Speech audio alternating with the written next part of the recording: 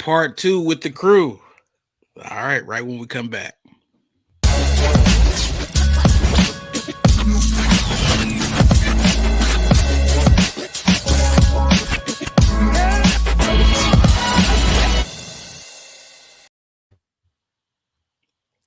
Look, I bet y'all thought that I was going to open up with one of those Adam Coleman little freestyles that he used to do when he would introduce his guests. I might bring that back, man.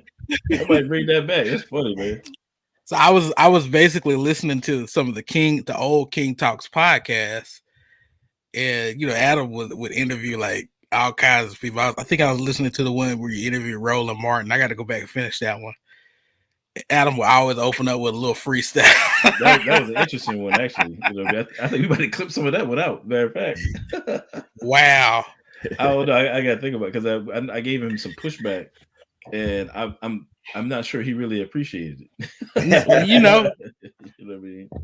That's Roland. Like him or not. I mean, that's who he is. But yeah, I mean that's really who he is, man. Like I said, I think I gave him some minor pushback on.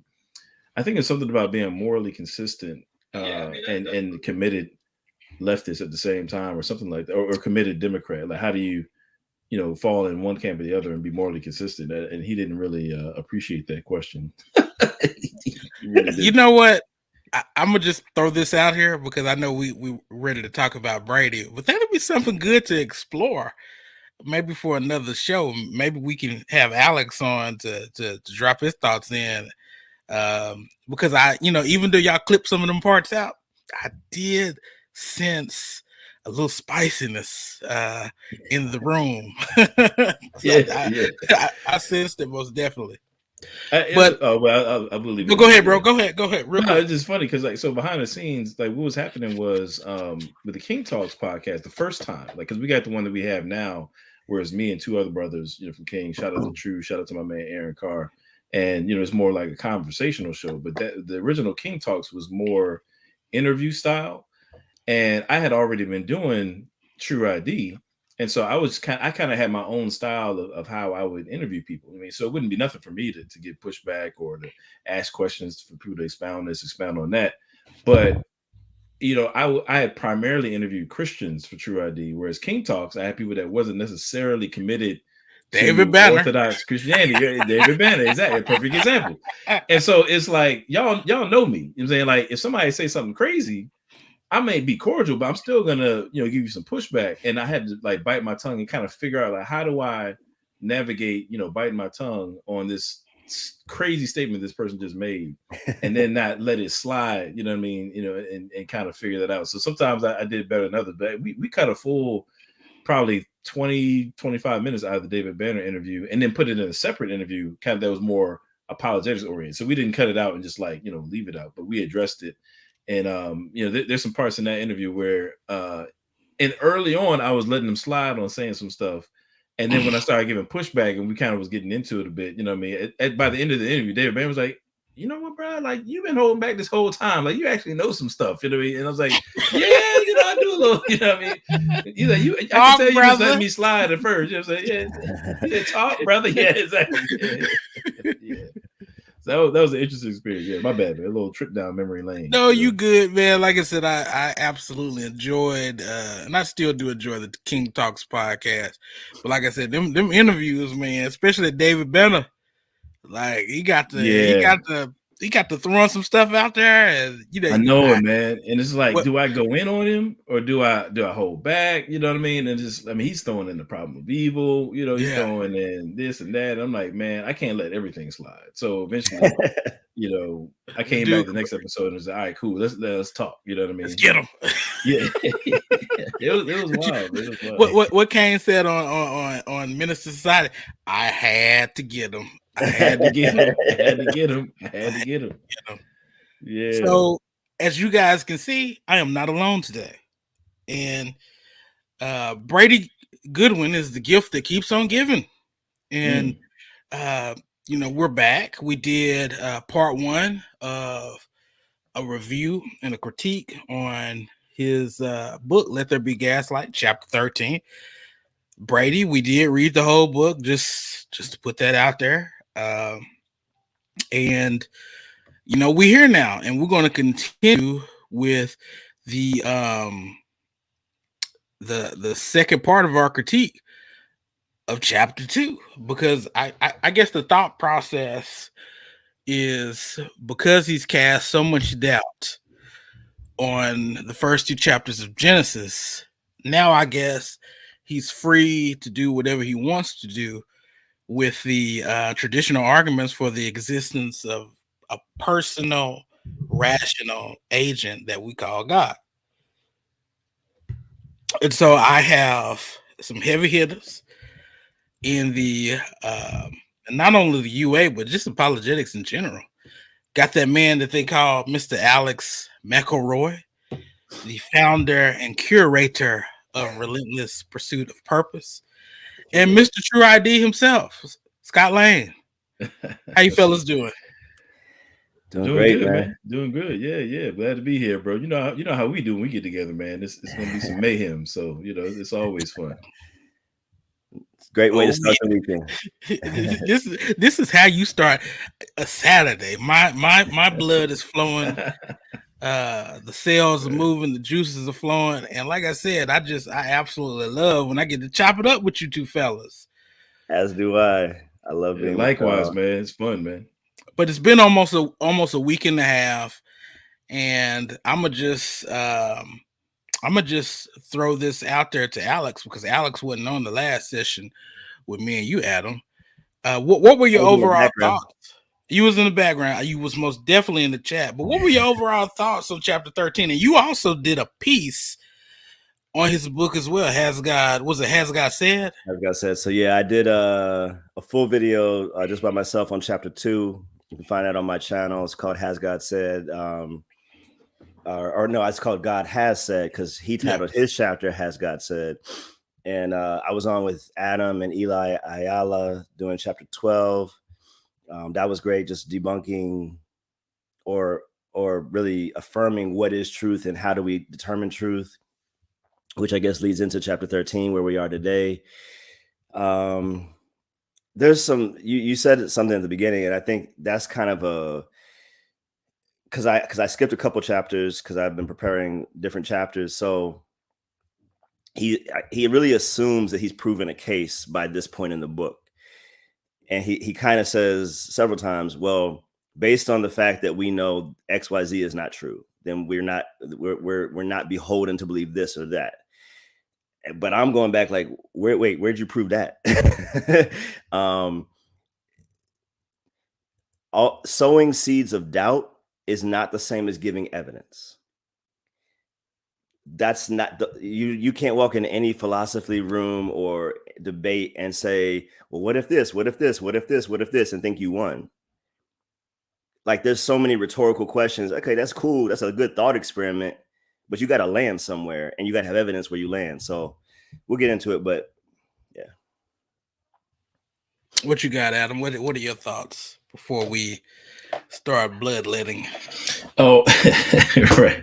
Well, I totally agree with Alex. I think that there's just a couple of things I'll say really quick, and then some of this will come out as we get into the specific arguments and the pushback that he offers. But to Alex's point, I think there are times when he poses possibilities or says things like, something could be this way or it could be that way. It could be the case that such and such. And then like a page or two later, he'll say, okay, well, given that we've demonstrated that such and such is the case, so you have this soft claim of what could be, I'm saying that such and such is possible. And then 2 pages later, it's a harder claim of, well, given that this is the case, right, then such and such follows. You know what I'm saying? And you got to be careful about, I'm going to use the word sleight of hand, but I don't mean to impugn him with some sort of like deception necessarily. Like, it just could have, there's different ways that maybe he was just trying to be cautious in how he framed things, and maybe he's vacillating within himself in terms of how hard he wants to make the statement or not. Maybe it's something like that.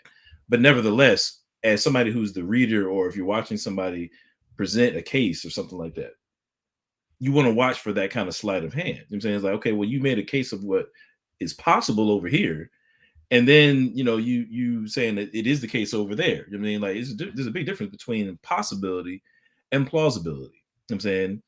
So there's a huge difference there. And I think that sometimes he makes the leap from one to another hastily or without, you know, giving some sort of evidence or justification. Last thing I'll say, and I'm going to make this quick, and I'll say it somewhat tentatively, but, you know, just looking at the, well, two things, you know, real fast. When it comes to his kind of along the lines of what I was just talking about, like, he doesn't outright say I'm an atheist. He doesn't outright say I've demonstrated the non-existence of God. Okay. But if you look at the flow of the book, right, the flow of the book is essentially the Bible is untrustworthy. Here's reasons to push against arguments for the existence of God. And then chapters 14 and 15 proceed as if God doesn't exist. Okay, chapter 14 is, oh, well, since there's no God, there's no morality, no objective morality. Since there's no God, there's no objective morality, there's no sin, and there's no hell. I mean, so the last two chapters proceed as if, or with the presupposition that God doesn't exist. So even though he doesn't outright say, you know, I'm an atheist, you know, taking his whole book together, what he's giving you is a case for atheism. I'm saying, because again, the punctuation mark at the end of the book, you know, well, two punctuation marks, chapter 14 and chapter 15, proceed with the presupposition that God does not exist. You know what I'm saying?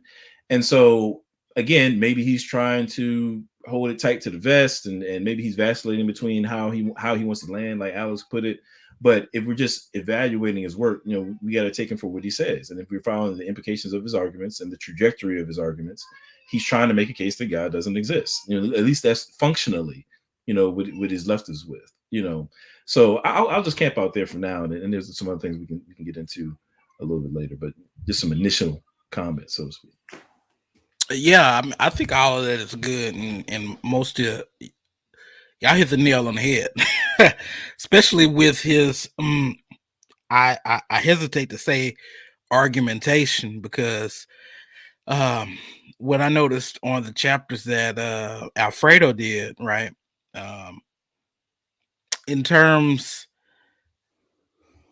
of his style, he would put out possibilities, right? Well, this Christian says this Christian says that, this causes issues. Atheists or non-believing scholars have concluded such and such, but you have given us no rational justification for believing that their conclusion is true. So in epistemology, what we would call knowledge is justified true belief, right? Mm-hmm. You would have to believe it. It would have to be justified. And in other words, there would need to be reasons to believe that what Brady is saying is true. And he has absolutely given us no reasons to believe that it's true, other than asking questions. Look, questions are not arguments. Questions are not evidence. Questions are just questions to probe investigation. And there's absolutely nothing wrong with asking questions. But in terms of even starting out with this chapter with the Kalam cosmological argument, I take issue with how he formulated the argument. We spoke about that in the session that we did on Adam's channel, but he tries to cast doubt from three different models of cosmology. You know, misquoting a YouTube video from Sean Crow. Yeah, you misquoted it. You can go look at the transcript. It's a misquotation. Sean Crow didn't say that. Even if he did, doesn't matter, because everybody else understands the singularity to be implicating an absolute beginning. Then he tried to move the goalpost or punt to Roger Penrose. Roger Penrose, his model would alter science, so we can't deal with that. And it could be demonstrated how his model would alter science. And then he punts to the nutcase, Lawrence, however he spelled his name, Krauss, whatever, Lawrence Krauss. And Lawrence Krauss is not a reputable he's not He's not reputable. He's not reputable. Excuse me. It's Saturday morning. Right. He's not reputable. Okay. Yeah, with respect to that question on nothing. With respect to this question of nothing, he's redefining what nothing means. And Christians are not just calling him out, but atheists and non-believing and not agnostics are calling him out on this. And so that brings us to where we are now. And if you guys don't mind, I'm gonna read a little bit unless y'all got something to say. Yep. Okay. But picking up in his chapter, right after we read that last part that Adam read on his channel, where it says this offends the sensibilities of believers who can only place God in the category of need no cause and have a life within himself.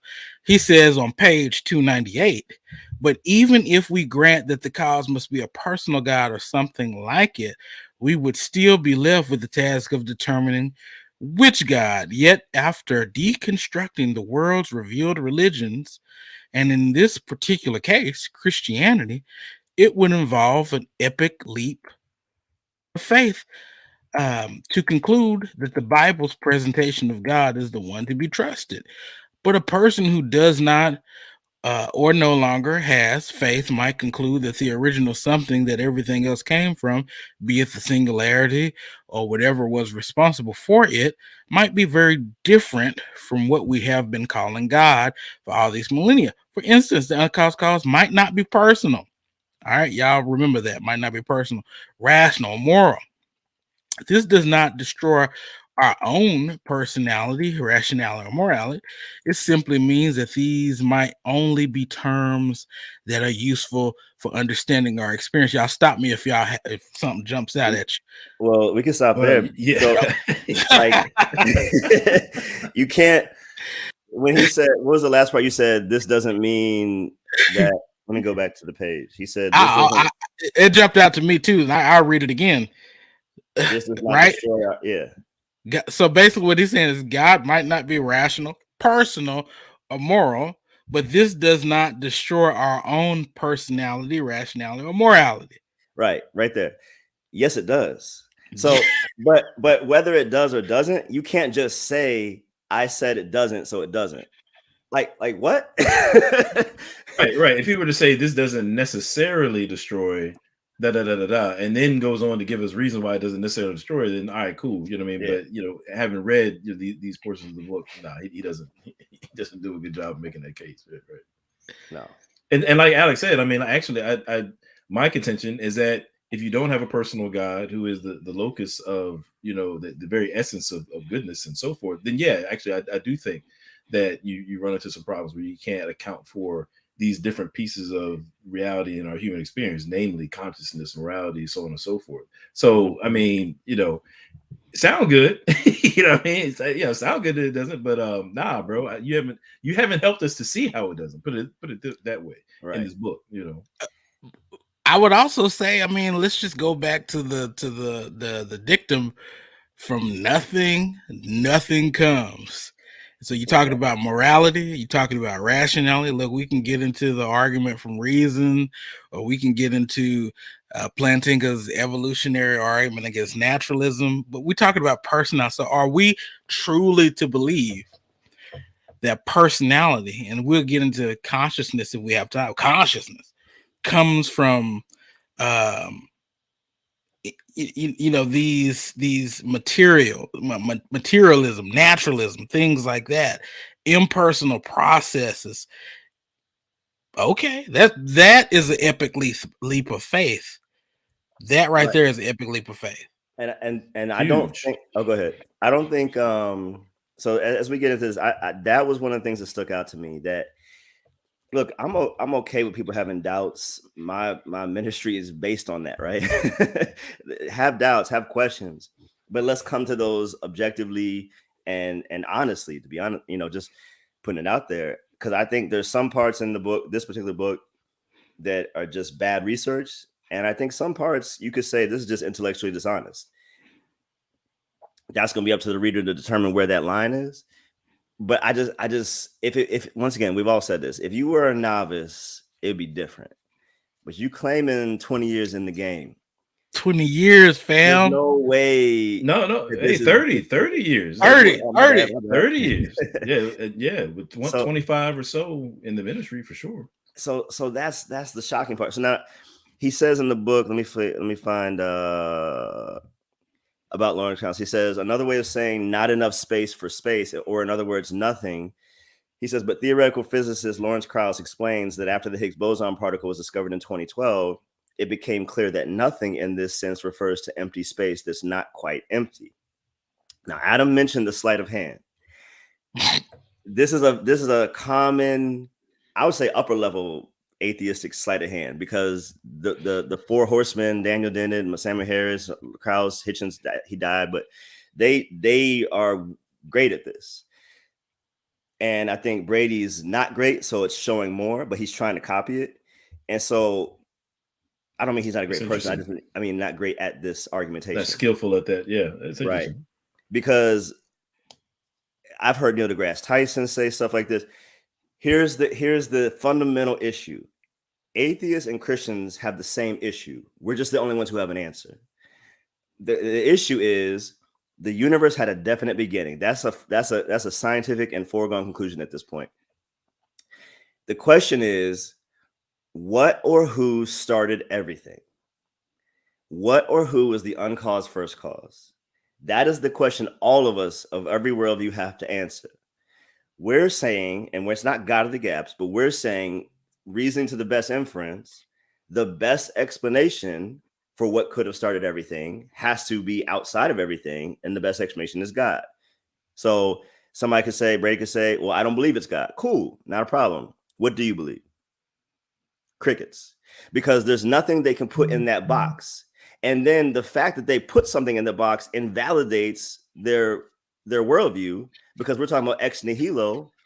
If you're going to say created out of nothing, as Aristotle said, is what rocks dream about.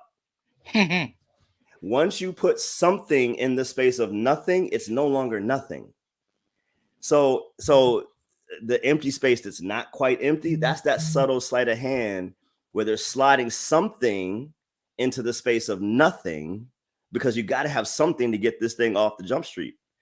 You can't have a universe from nothing. You can have a universe from someone, though. So that's that sleight of hand Adam's talking about, and it's like one line in the book. You devoted one line in this whole chapter, and you think you killed the game with it. Yeah, and here's the thing, Alex, too, and I agree with you that if I were to walk in, I could walk into any secular university in the world and say, you know what, I think the universe had a beginning, and nobody would bat an eye. Like, it's like that's like saying, the universe is not flat. I mean, excuse me, the earth is not flat. I mean, like, there's nothing controversial about saying, that the universe had a beginning, because we've got evidence to suggest that. You know what I'm saying? Just on scientific grounds alone.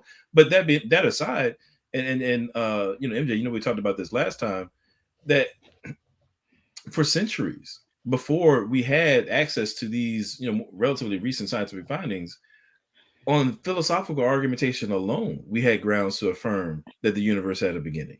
Right. You know what I'm saying? Because we can talk about how this notion of infinite regresses and some sort of causal chain is like a square with 14 sides or something like that. You know what I mean? Like, it's irrational. It's metaphysically impossible.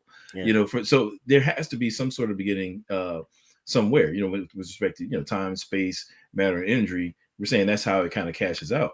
And so, regardless of which way you go, I mean, this is what I'm talking about. Like, he takes like these kind of sleight of handish, light, it could be this way, it could be that way, contentions against these arguments for God's existence, and then carries on with the rest of the book and say, okay, well, now that we know God doesn't exist, X, Y, and Z. He's like, no, bro, like, you can't, bro. This chapter 13 is light, brother. You know what I'm saying? It's far too light. It's too light to carry the weight of your later assertions that God doesn't exist. You know what I mean? And so I think that's my beef with, again, looking at the trajectory of his argumentation, man, it doesn't stand up, man. It's like a house of cards. Amen. So, I mean, on that note, go ahead. Matt. No, go ahead, bro. No, dude. I I was gonna pull the slides up and carry on with Adam's point, and we can. I don't know. I think it's irreducible complexity first. So let me. Oh, it's kind of. Oh, sorry. Oh, okay. It's sad to me and laughable that there's two paragraphs in this chapter, and I would imagine in the whole book dealing with this thing called irreducible complexity, which, in my estimation, is actually kind of a defeater for naturalism. So I know no one, most atheists and naturalists won't co-sign that. That's fine, but the fact that he wrote this part in his book without referencing Michael Behe, what do you say, Adam? People are poor historians and even worse philosophers, right? Yeah. Like when you Google irreducible complexity, that name Michael Behe's got to come up first, if not first, second. And so you wrote this book and you talked about many scientists have already debunked irreducible. When? Who? I'm currently reading a book called A Mousetrap for Darwin by Behe. It's a 500-some page book. The book's not introducing anything new. This book is specifically, let me read what he said, why he wrote the book. I don't think I have it here. Basically, it is a response to his critics over the last 2 decades. So Brady, you've been in this for a minute. You ain't heard this name in 2 decades? Come on, man. So this 500-page book is literally like a collection of email responses and essays and different things where he literally responds to these different scientists who are trying to check him on his theories. He responds to them and refutes them and conclusively does so. And he puts it all, it's like a collection in a book. And that's after the other books he wrote to prove the point. My point is this. A fuller understanding of irreducible complexity warrants a more full-throated, like you said, Adam, it's light. This is like, bro, you can't just gloss over some of this stuff. This is heavyweight material that it may be above his pay grade. It's above my pay grade a lot of times. And so it takes more time to get the depth of understanding that you need to be able to articulate these different things. John Lennox here says the success of science sometimes leads people to think that because we can understand the mechanisms of the universe, then we can safely conclude that there was no God who designed and created the universe in the first place. And reason commits a logical error in that it confuses mechanism and agency. Just like you know how a car works, you know how the motor engine works. That don't mean Henry Ford never existed. And as I say that, that's like the oldest apologetic like response. Like the fact that I got to keep saying that now on this book in 2022 is not good. So that's crazy. Yeah. Let me go to the next. Yeah, Alex, can I chime in on something that you said, man? Yeah. In regard to irreducible complexity, and I think just the significance of it. So here's the thing, right? Brady's case earlier in the book revolves around evolution. Like he believes that it's just this well-established fact of science, if you will, a fact of the world. And on those grounds, he's dipped out the door on Christianity. Now, here's my beef, among other things. First of all, when it comes to evolution, I think this really gets understated. I really want to make sure this is clear. When it comes to evolution, we have to understand that there's no evolutionist out there that will tell you that evolution deals with the problem of abiogenesis. No. Okay. The initial point of life. Okay. Yep. Evolution is a theory that explains biological diversity and this kind of progression of the species of life and biology, so forth, once evolution has gotten started. Okay. Given the fact of evolution, the theory of evolution explains what occurred following from that. They do not give you the starting point. That's not the purpose of the theory of evolution is not to explain the initial instance of life. That's what's referred to as abiogenesis. How do you go? So the question of how do you go from non-living materials to living material, that question is not answered by the theory of evolution, and it's not intended to. Okay. Now, here's that being said, in order for us to even engage what he believes to be the weight of this argument of evolution, we have to first grant you that life can come from non-life. Okay, that somehow abiogenesis, for which scientists have no ready-made explanation. Like they're nowhere near discovering, some sort of answer for the initial state instance of life. You can check out James Tour, people like that. You know what I'm saying? It's not even close. So we've got to just kind of concede or just grant you this initial instance of life in order for you to make your case from evolution. And what I'm saying is, I'm not willing to grant that. I'm not willing to grant that, because in order for you to have biological evolution, you would have first had to have something like what they might call chemical evolution. Okay, which is totally different than biological evolution. Chemical evolution would be you taking these non-living, independent chemical resources, some kind of way they're coming together and bringing about, a cell of some sort. I mean, that is now going to self-replicate. You know what I mean? Like that, the complexity of that first cell, had to be so, like, it had to be such a coherent, mixture of chemicals that is able to now, reproduce and then bring about everything that they attribute to evolution down the road. Nobody's come up with anything close to a model that can really sustain that. You know what I'm saying? That claim. And so what I'm saying is, I'm not going to let you get a cheat and a head start. If we're going to have a rational conversation, if we're going to, really talk this off, we're going to talk, then we're going to take a look at the body of evidence. We're not just going to grant you, I'm saying, one piece so you kind of get a head start, you know what I mean, and keep going. No, let's talk about because, and this is the last thing I'm going to say about it, when it comes down to this question of human origins, right? We're talking about origin claims. So it's actually not enough to demonstrate the evolution that according to you is viable, according to Brady is viable.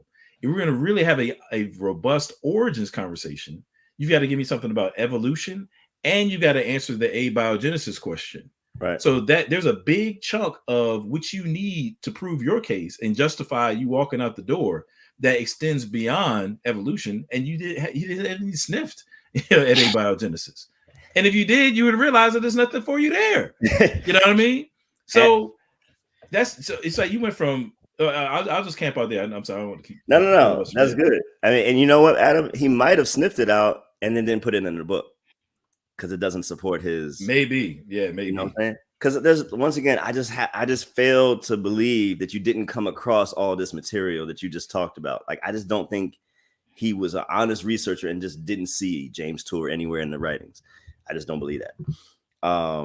So Frank Turek says evolution can explain survival, but it cannot explain arrival.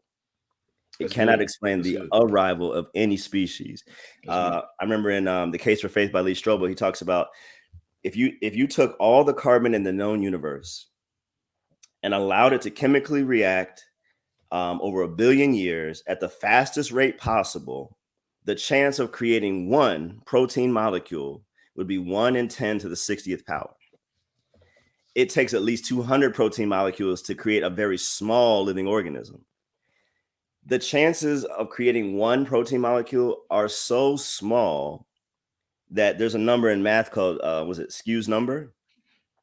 And it's not quite at that level, but it's about half a Skews number. At Skews number, mathematicians stop like reasoning possibility. Like, it's such a small number that it's not even worth talking about possibility anymore. That's where we are with almost everything in the creation of the universe. The numbers are so small. Like when they said it would be like hitting a target on the other end of a bullseye on the other end of the known universe. Like, that's how precise we're talking. Right. So he talks in the book about chaos and the universe, and that's how we know God didn't do it. Bro, I almost feel for him because he's so out of his depth. Let me just show you. So there's a couple books. This is The Miracle of Man by Michael Denton, and I'm reading it. Just soil, clay. Like, when you break down the complexity of soil and how soil allows us to have nutrients and plants and stuff, that alone will blow your mind. Clay, the hydrological cycle of water. I don't have time to read all these different to you. This dude, they tried to cancel him. I had him on my show last year. He's a science professor at Ball State. He wasn't teaching. They were saying he was teaching creation as science. He wasn't. He was just asking questions and asking the students to ask questions to get to the root. But in here, he also talked about the fact that we even have oxygen on Earth at all. I can't go into the details, but it's like, it just puts me in more awe of God. So the more I look at in the scientific evidence, I fall more in love with God. I'm more in awe of God because I'm like, man, that's insane. Like, how in the world did you? That's the natural reaction, not the science figured everything out, so we don't need God. That's showing you don't quite get it. No, and I just did everything you said, but then also just kind of riffing off is like, we're not making claims or inferences that are, it's not based on some sort of irrational hope that God exists. So we just got to save, our sentiments about God or something like that. Like, I let me give you this example, right? I remember years ago, my sister, we used to play I Declare War, that card game. Yep. You know what I mean? It's like, if you put down if both of you put down a card that's the same, then you got to do the I Declare War thing. Yeah. And then whoever has the highest card at I guess it's like the fourth card, then they get like the whole pot. You know what I'm saying? And so we're playing this game, like, I think she's like 9, I'm like, 12, 13 or something, like 12 or something like that, right? So we're playing this game, and like 3 or 4 times straight, saying every time we had one of those I Declare War sequences, some kind of way she managed to put down the ace of spades on the fourth, like 4 times straight. You know what I'm saying? Now, the first time I'm like, all right, I took an L. The second time I'm like, I don't know, man. Something don't seem right. Now, the third and the fourth time, I'm like, dog, come on, you cheating. Like, there's no possible way. It's super unlikely that you've got the same ace in your hand each of these 4 times in order to win that pot. You know what I'm saying? Then she went out crying because I accused her of cheating, but she was cheating. Anyway, so here's the thing. How do I know that? I'm just saying, like, look, I'm just going off of what's probable. Is it really likely that she had the same ace over and over again? Now, is it possible? Yeah, I guess. You know what I'm saying? But am I rational for saying like you probably was cheating? Absolutely. I mean, which is why we're all laughing about it, because immediately you know where I'm going. I said all that to say, when you start to like just stack up these different improbabilities, we're talking about human origins, right? Some kind of way, you know what I'm saying, just biology on its own yields beings like us. Okay, got you.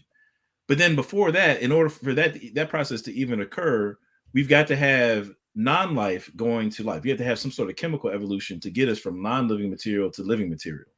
Nobody knows how that's done. Super improbable. But okay, that's another level of improbability. But now those processes, those chemical processes, couldn't even behave the way that they behave without a planet to behave on. You know what I'm saying? And so once we started talking about the planet that these chemicals behave a certain way on, now we got to start talking about the fine tuning of our galaxy, or why we're even here, rather than having been destroyed by a meteor that Jupiter didn't suck away by its gravitational pull. We got to start talking about the fine tuning of the universe, which is extremely gets into those small numbers you're talking about, where it would be like hitting a target, a 1-inch target on the other side of the universe if you're like throwing a dart or something like that. And then we got to think about, okay, well, if all this fine tuning occurred, well, now all of this happened because the universe came from nothing, for nothing, and by nothing. Right. And that was so the further and further we go back, we just get all these layers of improbability. And what I'm saying is that you're out of aces, bro. You know what I'm saying? Like you're all out of aces. There's no way in the world. I think it's ridiculous. I don't care. I understand that you have scientists out here who will make the most sophisticated case possible. You know what I'm saying? For each of these individual points, right? I get that. What I'm saying is somebody who's sitting back surveying the evidence, I'm calling bullcrap. I'm saying, like, you know what? Nah, you know what I'm saying? It's rational for me to say that the universe did not come from nothing, for nothing, by nothing, somehow miraculously arrange itself into this extremely narrow range of order such that it can produce life. And then not only does it produce life, but it produces life with the kind of consciousness that we have, that we can go back and then discover all these things about it. That's ridiculous. You know what I'm saying? And I have no problem with saying, like, if that's the basis of your case, hey, bro, you can have it, bro. I mean, that's on you. I feel you on all of that. CMB he said, doesn't genetic info have to be passed from one progenitor to the offspring? So I have this talk I do that we offer as our apologetic workshop. One is called "Is God Real?" And so in that, I do a lot with irreducible complexity, as well as some parts of anthropic principle. But it's abductive. It's just reasoning from evidence to conclusion. But part of it, I don't even want to say it live, but I'm gonna say it, because if I ever get a chance to ask Dawkins a question, this is my question. It's not super deep, but that's the point. We got kids, right? Me and Adam, we got kids kids can't do, like babies can't do nothing for themselves. You need a parent. But the first humans had to be adult. What species starts out as an adult? Unless it's created that way. It's the only way I can see to get off Jump Street. A baby human wouldn't get us to where we are today because it wouldn't survive. So now you got a bigger question. You're talking about evolution. How do you start with an adult? It's another question for another day. But the Bible has an answer. Well, and let me just say this too. So here's the thing. Let's take a look at, and man, I know we got a lot to cover. I mean, we can go for Yeah, like 40 do. minutes. We're just with complexity in a second. I know we got to get through some of this other stuff, but I just want to say this. Just think about whether you believe Christianity or not, whether you believe the Bible or not. Let's just speak in hypotheticals, just in principle. Okay, what kind of claim is the Bible making about origins? Okay, biological origins, human origins, so forth. The claim being made is that there was a supernatural event intended by a creator. A creator intervenes into the natural world, we're referring to as the natural world, to bring about origins, biology, life, so on and so forth. Okay, it's a supernatural event. All right, let's just bracket that for a second. Okay. Science. Okay, what is science? Okay. Broadly speaking, science is the project of exploring natural phenomena and natural causes, natural events. That's what science is. Meaning nature does what it does, and we discover things about what it does and what exists in it. Okay, that's what science does. That's the whole project, right? Now, in principle, if you have over here, a supernatural claim being made, we're not saying that origins came about by purely natural processes. You were saying that at some point there was some sort of supernatural intervention. Okay, in principle, a project whose parameters it is to look into natural occurrences, natural events, and natural phenomena, it's outside the parameters of that project to tell us anything about supernatural events, right? So in principle, just looking at the hard sciences by themselves, they are incapable, and it is outside of their scope to evaluate a claim of supernatural intervention, right? So when it comes to him trying, so I think what follows from that is that if you're looking at evolution, all right, regardless of whether where you fall on it, I'm saying what we would expect in regard to origins, whether it be biology or maybe the origins of the universe, we can even, broaden that conversation with respect to divine intervention into what we refer to as nature. What we would expect is that there would be some breakdowns and some shorthanded attempts to explain those kind of things that will never quite reach, what actually happened, because by definition, science is just incapable of doing it. It's outside of its reach, right? And so it makes a whole lot of sense why there's a lot of confusion, in terms of evolution. And again, let me just say this. He paints a real pretty picture about some so-called consensus about evolution. But what he fails to tell you is that even amongst evolutionists who affirm the theory, there's a great deal of disagreement that I would say pales in comparison, or at least I'll just say is at least comparable. It's at least comparable to the differing views that he addresses amongst theologians, amongst flat out atheistic evolutionists, in terms of, whether there's some sort of phenotypical model that evolution gears itself toward, and whether or not, the explanatory power of natural selection is sufficient to explain biological diversity. I mean, all of these things, are debated all the time.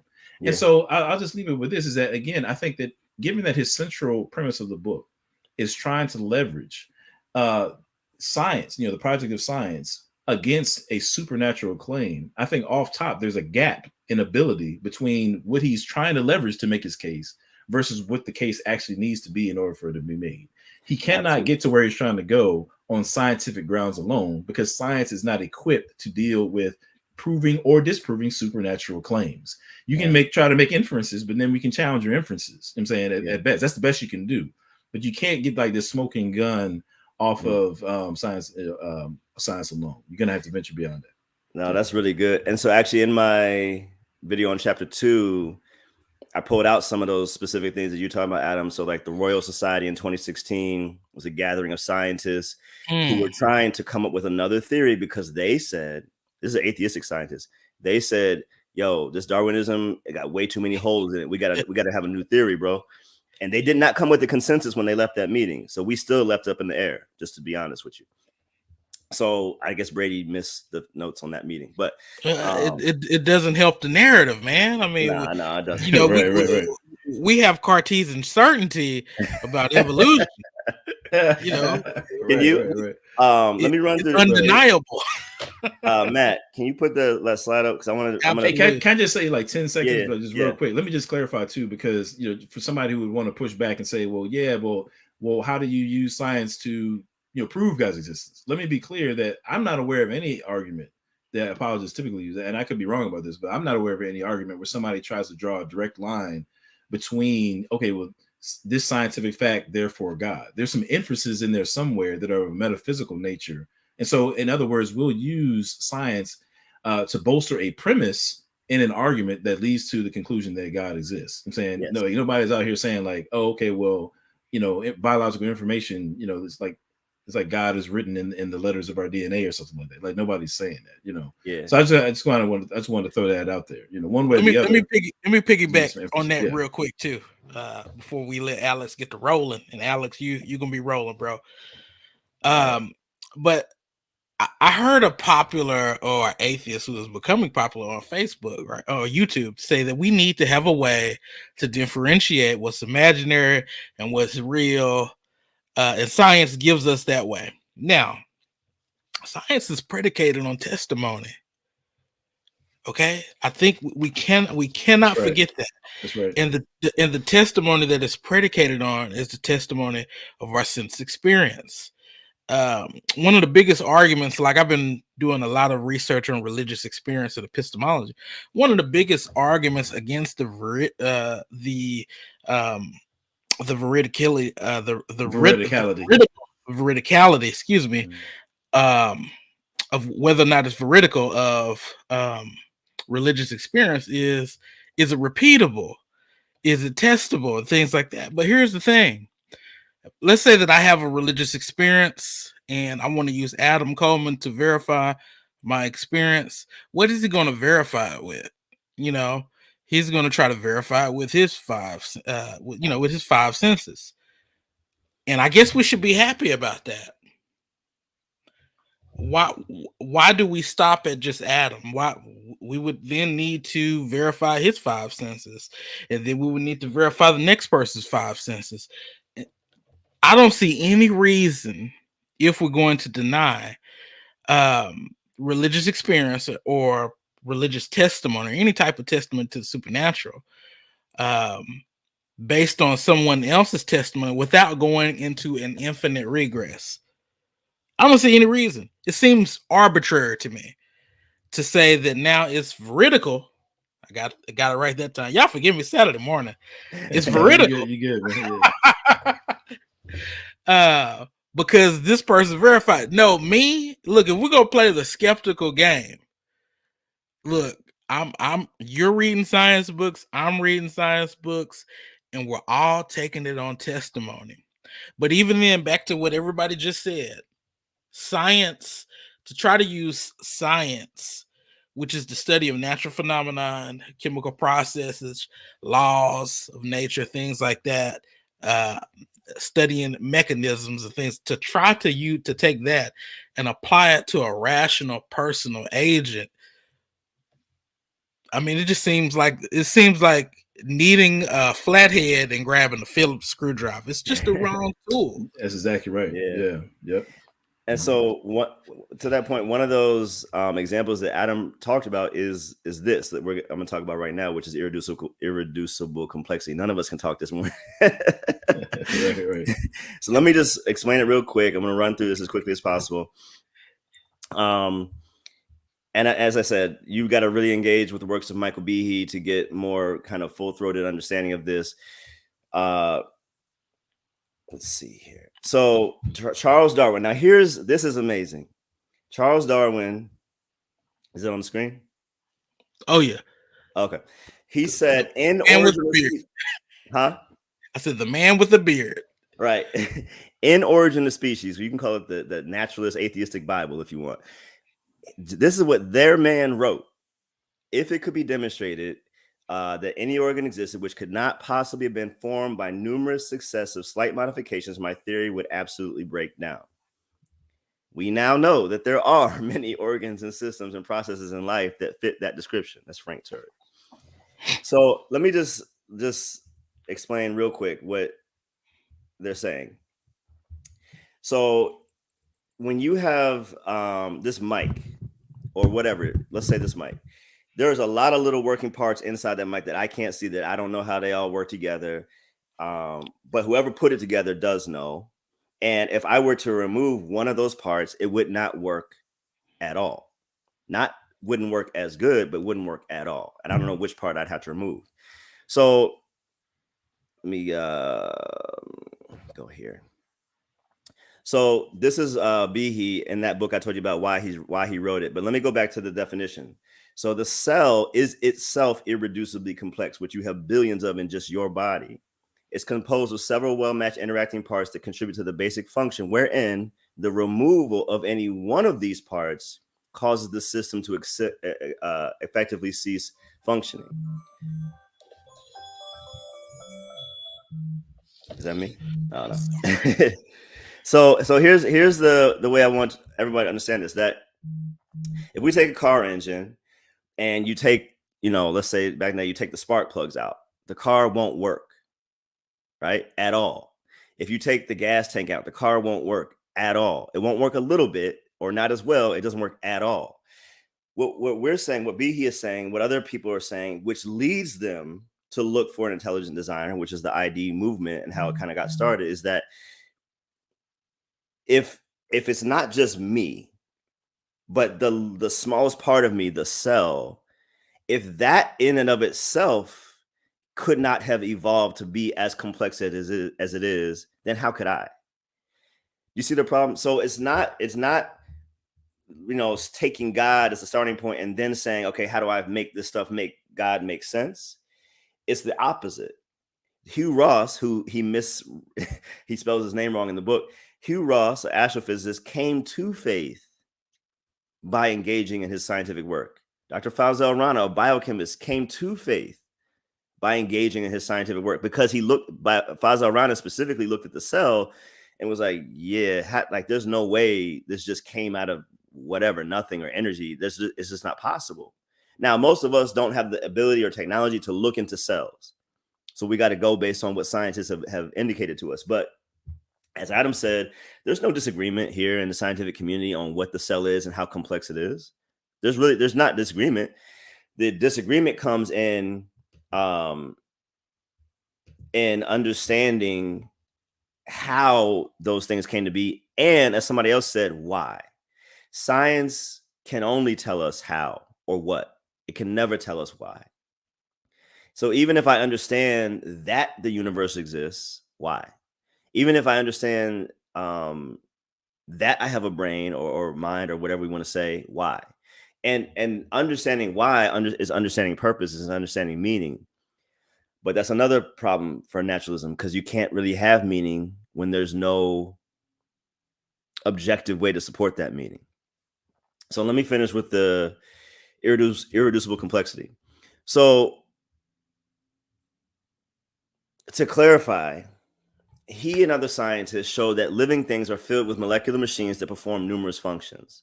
And those molecular machines are themselves irreducibly complex, which means that all the parts of the machine have to be completely formed in the right places, in the right sizes, in operating order. And here's the key: at the same time for the machine to function. So just like with that car, just like with your body, if your circulatory system shuts off today and turns back on tomorrow, there ain't gonna be no tomorrow. If your respiratory system turns off today and turns back on tomorrow, there is no tomorrow. Let's think about it just evolutionarily. Which came first, the circulatory system or the respiratory system? Chicken or the egg? What does your lungs need? Oxygen. How do your lungs get oxygen? From the heart. It's chicken and egg, right? If they're not all there at the same time in working order, you can't even survive to be able to evolve to something else. That's why I think irreducible complexity is a defeater for naturalism, purely. because it leaves you unable to get off Jump Street, and it further augments that abiogenesis problem that Adam was talking about. So it's for that reason, and for me, really not even necessarily theological reasons on this particular point of why I just don't think macroevolutionary theory holds weight anymore. Darwin, let's give him a pass. He didn't have access to the stuff we have access to today. He didn't know what the scientists know today. But we can't give these people today a pass because you know better. You know what you saw, and you know you can't explain it. Just be honest about that. It doesn't mean you have to give an explanation. Just be honest about the fact that you just don't know. You don't know where stuff came in. You can't explain how the cell was formed. You can't explain how all these intricate parts came together in such perfect working order and fine-tuned. You can't explain it. Just say that. And you know, and I want to take it even further, just kind of even strengthen your point. It's like, it's not even just that you can explain it. It's just that we're rational to believe, to affirm that there is no natural explanation. That's the stronger piece about it. It's not just because I feel like what happens is, and maybe we can get into this and we'll see where it goes. But there's so many. Well, he just emphasizes this point about essentially, what we would call the God of the gaps. Like, okay, well, we can't explain this, therefore God. I mean, he accuses Christians of that. Mm-hmm. I just want to emphasize, like, it's not just that what you can explain. Is that based upon, in other words, it's not just about what we don't know, but on the basis of what we do know, we're saying that a naturalistic explanation is not going to be sufficient. So, for example, to your point, and actually, shout out to Column CMB, who I saw mention this in the chat, but just the presence of information in DNA, you know what I mean? Like just in one cell it's just an astronomical amount of information in order for the cell to function and replicate. You know what I'm saying? But not only do you have to have information in DNA, you have essentially like this, we could use computer code as being analogous here, going on within the cell. But in addition to that, within the cell, you actually have like erasers, if you will. So if there's something wrong in the code, there's something within the cell that comes along to correct it, right? So that it doesn't pass along some sort of maladapted trait or something like that. I mean, like, so you have to have the information and the ability of the cell to interpret that information and then correct the information based on what it should be, right? Yeah. In order for that cell to replicate. But all that has to be in place with the first instance of life, the first cell. It has to be there in the beginning. You can't smuggle it in later, right? Nope. Or else it doesn't get off the ground, to your point. And if that one cell can't, get off the ground, then neither does evolution when you get to, the macro level, like beings like us. And so it's not just that, it's not about what we don't know. You know what I mean? It's the fact that we do know things like that. You know what I'm saying? And we're saying that it has to all be together. Bro, like, I can't even get my kids dressed all at the same time. That's time to get to church. You know what I mean? Like, you telling me that all these non-living, chemical resources came together at the same time, man. Get out of here, bro. I'm sorry, man. I can't do it, dog. If you want to hop on that bus, God bless you. I mean, I can't ride with you, dog. I can't ride with you. And if that did happen, that would be a miracle. Of course it would. So like, right. Whether you're Christian or atheist, we all believe in miracles, I guess. Apparently, that's a true miracle, bro. That's a true miracle. That's a true miracle. Now, and Adam, I really want you also to weigh in on this part, okay. And listen, I hope everybody understands. There's no way we can really get through. I'm saying he did a rough shot job. I feel like I'm even doing a rough shot job because I could do a whole hour on irreducible complexity alone. Right. Let alone, like Adam was talking about all the things coming together. I talk about the protein molecule. Before you get to a protein molecule, you got these 20 possible amino acid combinations, or I think it's 20. They have to hook in a certain way. They click in a certain way. You telling me that this part that has to click to this part on opposite ends of the known universe, they walked up to each other across billions of light years and connected millions of times to make the proteins come on, man. Like, it is astronomical what had to happen if it was just chance. Like, we're not even scratching the tip. So yeah.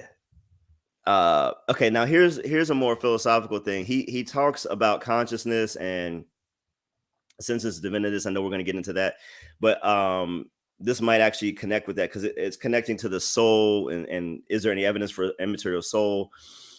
and things of that nature. So when I do my PhD, it's going to be in the realm of the brain-mind debate.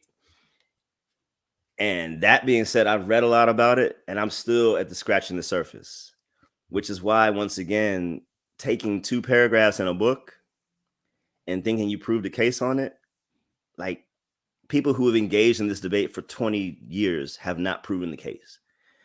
So we got to do better, man. We got to do better.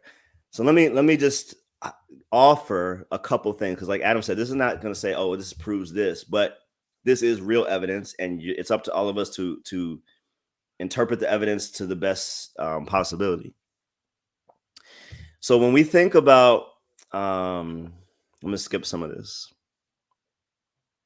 So let's say this: when I do something, or I'm debating whether to do something for my wife or my daughters, why is that? I love them, right? I want. It's not that I don't want them to be mad at me. I know I actively enjoy making them smile. How do you explain that purely scientifically, right? And how do you explain these existential and other components that, like Adam was saying, like we were saying, there's no scientific access. Like MJ was saying, epistemologically, you're using the wrong tool to get to where you're trying to get, right? So you can't explain a lot of these things scientifically, aesthetic things, ethical beliefs, all those types of things. Also, we need to say every scientist brings certain presuppositions to the research that they do. Science says nothing. Scientists say things. That's why you can have 2 scientists look at the same evidence and say 2 different things. And then it's up to us to adjudicate. But a scientist who believes that only the natural and material world has anything to say to us does their research while being conscious and cannot account for their own consciousness in a purely materialistic way. So that's a huge irony to me, that you are engaging in an immaterial reality. You are like a walking contradiction as you're trying to prove that science can answer everything, but you're a proof that it can't. So Brady greatly misunderstands the components that are necessary for macroevolutionary theory to be sustained. So I talked about irreducible complexity. We can talk about non-transitional forms in the evolutionary record, the fact that there are no very few, if any, intermediary species. If something is evolving to something else, we should see that process take place in the fossil record. There's no in order for macroevolutionary theory to be true, you got to have speciation. So there's an 8-part classification system. Let me see if I can do this. Domain, kingdom, phylum, class, order, family, genus, species. Oh, snap. All right, bro. Okay. you better than me. You got me. So in that, the last 2 are genus and species. Scientists have discovered that organisms cannot jump the species barrier. So in other words, something can evolve, if you want to say that, from genus to species, but it can't get up to phylum. And things that are in specific phylum don't jump to other phylum or orders or families. Humans will never become feline or stuff like that. So I'm smart in that. I'm looking at pauses in Detroit. So if that can't happen, then by definition, macroevolution can't happen. Because that's by definition speciation. You have to be able to say and assert that from one cell, we can get to whales, grass, trees, dogs, humans, like birds. We have to be able to get to all those places from one point. And science shows you can't really do that. So as Adam said, I'm justified in believing that there's another theory that makes more sense then. If this one don't work, I'm justified to believe something else. Now, here's the part I want to delve into. And Adam, I want to hear your thoughts on this too. So when we talk about, so atheists may say there's no soul. So the counterclaim, here's my question for Brady and many others that align with that thinking. So one of the fundamental laws of logic is the law of identity, which essentially says that the aspect of existing or in something particular, it has specific characteristics that make it what it is. A thing is what it is. I know that sounds repetitive. Adam's talked a lot about, like, I don't have time to really explain all this stuff in detail right now, but the law of identity was one of the 3 fundamental laws of logic. So here's my question. Do humans, and everybody listening and watching, take this with you. Do humans maintain identity through change? Here's the reasoning behind that. If we're gonna say only naturalism and materialism are true, that has certain implications for human value or the lack thereof. I would say, and we would all actually say, people do maintain identity through change. But if you're purely a materialist, you can't be objectively saying that from your worldview. And the reason is,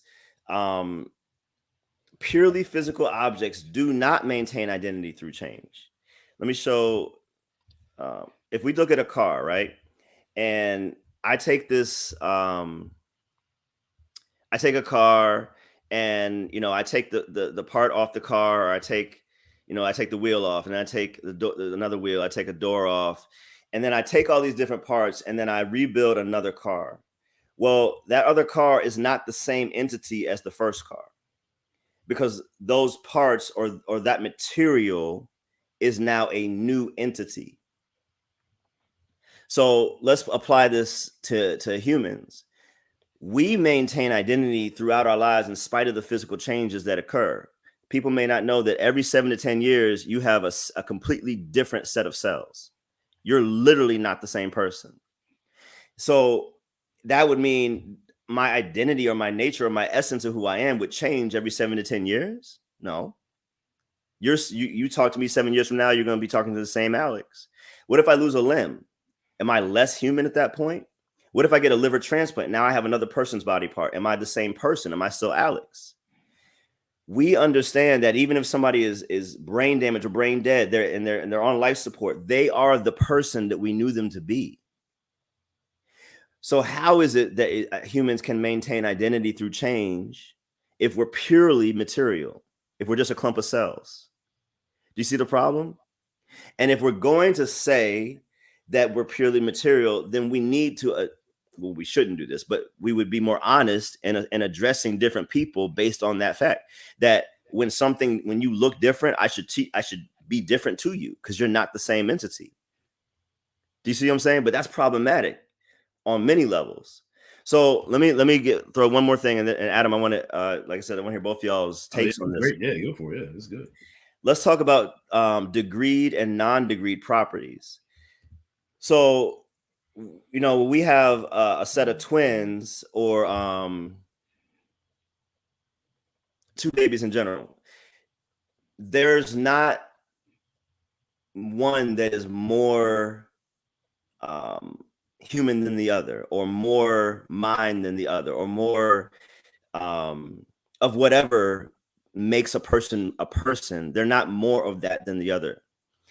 So when I say degreed and non-degreed properties, when we talk in philosophy about a degreed property is like, I think I have examples. So, okay, loud and quiet. You can be louder than something, you can be quieter than something. That is a degree of variation when we're talking about understanding those concepts, right? Let's talk about hard or soft. You can be harder, or a brick is harder than a feather's softer, right? Now, a non-degreed property is like 1, 2, 3, 4. So 2 and 4 are even numbers, but one is not more even than the other. Does that make sense? So now let's flip it back. What makes you human? I remember giving a talk for Reasons to Believe, which actually Hugh Ross's organization, and it was about what does it mean to be human? Can you be more human than another person?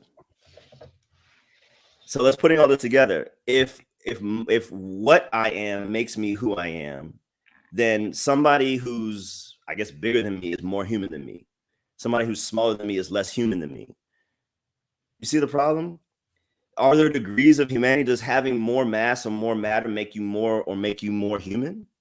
If personhood or being human is a non-degreed property, that means it's a static value, then it has to be rooted in something non-physical. That would be a soul.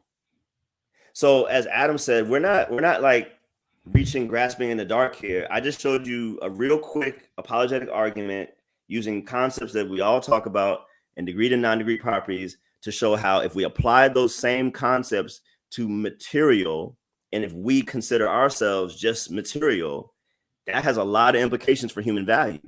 You think the abortion debate is hot now? Wait till we get on that. If we start thinking like this, that somebody's less human, more human, what happens to the elderly? What happens to the handicapped? What happens to the mentally ill? Oh, they're less human. What happened in slavery? You see what I'm saying? So the implications for the proposition that we're just material or that naturalism is true, I think he thinks it's a freeing proposition. It's not a freeing proposition. It is a damaging and potentially dangerous proposition. I'll pause there. Go ahead. All right now, okay, Alex. All right, bro. This is the kind of stuff I love to dig into. I've been reading up on consciousness and the soul here recently, and first of all, I just want to amen to your first 2 points. For people who may not be aware, you gave two of the, I think, some of the more powerful arguments for the existence of the soul, namely this notion of identity through change. And the fact that persons don't come in degrees. You know what I'm saying? You might say it differently. Let's say that if I chop off, say, 2 arms and 2 legs, you know what I'm saying, and say that constitutes 20% of my body, my arms and legs. Am I now 80% of a person? Would it be correct to say that I'm 80% of a person? So when you go to for example, I used to work at the Veteran Affairs Hospital, and you had some gentlemen who had lost their legs and their whole bottom from the torso down, in some sort of mine or IED or whatever. Would I look at that person who is still alive, getting around? Would I say that person is half of a person? Right. You know what I'm saying? No, clearly there's something on an intuitive level that screams, no, that's not quite right. Well, if that's the case, then that means that there's got to be something that grounds that personhood other than the physical makeup of their body, right? There's something else that grounds the fullness of their personhood. So it just kind of goes to your point that there's a differentiation between or you can't quite arrive at right conclusions about persons if you're only looking at the physical. You know what I mean? Yeah. So, but I'm going to make matters even worse for him. You know what I mean? I'm going to throw in another argument, to kind of tack on to what you're saying. First of all, when we think about if you just look at your thoughts, right? If I were to lay out an argument and say that all men are mortals, Socrates is a man, therefore Socrates is immortal. You know what I'm saying? There's a basic, 3-step argument there, 2 premises and a conclusion, right? Now, first of all, I could say that, are you the same person, from the first premise to the third, having heard that and reasoned through it? But that gets back to your identity argument. But I'm going to say it this way: in order for you to understand how premise 1 relates to premise 2, and then leads you, by implication or inference rather, to the conclusion, you're dealing with what's called mental causation, right? Mental causation. That's the idea that one proposition can, essentially you can get from one proposition to another based upon the mental content, okay, the content of the thought, right? Now, if we are just simply, physical beings, right? Let's say that evolution is the best explanation for why we are where we are. We have no soul. We're just physical beings. If that's true, if this robust sense of naturalism, at least about the human person, is true, then everything that goes on in our minds really traces back to, we'll just call it the first instance of in the universe, which is the Big Bang. And every physical occurrence is kind of like a falling of the dominoes after that. You know what I mean? Now, if that's true, then even our thoughts, or what we believe to be our thoughts, those are just physical happenings in the brain. You know what I mean? It's just physical dominoes falling within the neurons and the physical matter in the brain, the smallest bits, right? Now, if that's the best explanation of the human person, that we're just physical, then there is no such thing as mental causation, because our thoughts are not produced by the mental content of our thoughts. Our thoughts will be produced by the physical occurrences in the brain, right? But clearly we do have, mental causation, because you're able to reason about what I'm saying right now. You're able to work your way through that syllogism I just gave about Socrates. So clearly mental causation is a very real phenomenon of our mental life, which then suggests then that our thoughts are not purely produced by just the physical happenings going on in the brain. And therefore, if that's the case, if it's not the case that our mental life is produced by physical causes alone, then we have to look to something non-physical to account for the mental life, i.e. the soul. You know what I'm saying? So again, to your point, whether it be identity over time, whether it be persons in degrees or not, whether it be mental causation, and we can give other arguments as well. Shout out to my guy Eric Hernandez. This is like his thing. There's arguments for the existence of the soul. That again, Brady, either he's unacquainted with or whatever. As a matter of fact, if I can bring up a slide, or MJ, did you want to say something? I was going to bring a slide up, but did you want to say something before I get there? No. I wouldn't be able to do it justice at this moment. Okay. So let me, all right, man, we have to come, man, it's so much we can say, but I'm just going to. It's a lot. I mean, we've been working off of literally like a paragraph. Right.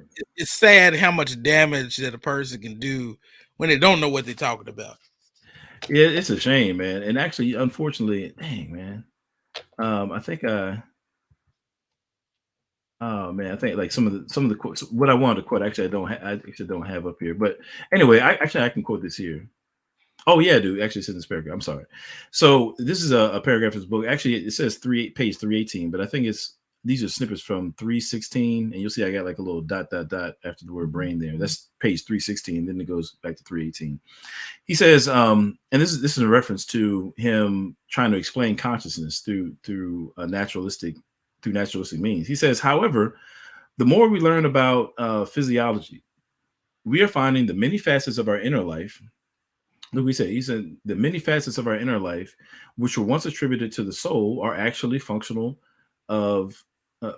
of the material object in our heads, i.e. the brain.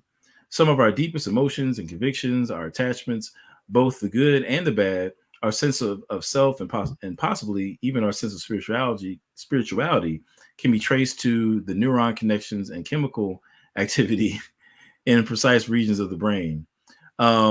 Then he goes on to say on page 318, this is not to suggest that our lives, particularly our inner worlds, do not matter, just because physical processes can account for what has traditionally been viewed as spiritual matters. So he's got a physical, we can call a monist view of the human person. I'm saying like he's a physicalist, or at least that's what he describes in this pushback against the notion of a soul. Right now, Alex and I, we already gave some arguments, to counter that. But with that being said, what I find interesting here is that, and I, I'll just say it outright. He doesn't account for this notion of there being a correlation as opposed to causation. Exactly. Right now, if we're talking about dualism, first of all, we got to differentiate between property dualism and substance dualism. Okay, property dualism, roughly speaking, is there's something about the mental life that is different than physical reality. All right. So, for example, there's nothing in the physical world that has a first person experience, if you will. You know what I'm saying? Like, let me put it differently. There's a what it is like to be Adam Coleman. There's a what it is like to for me to look at an apple and see redness. There's what you call qualia. I'm saying you have things like intentionality. You have, mental causation, like I described. Like these things are not physical attributes of the world.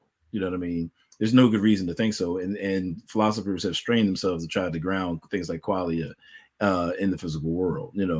I can know. Let's say, for example, I'll just take it to this claim right here.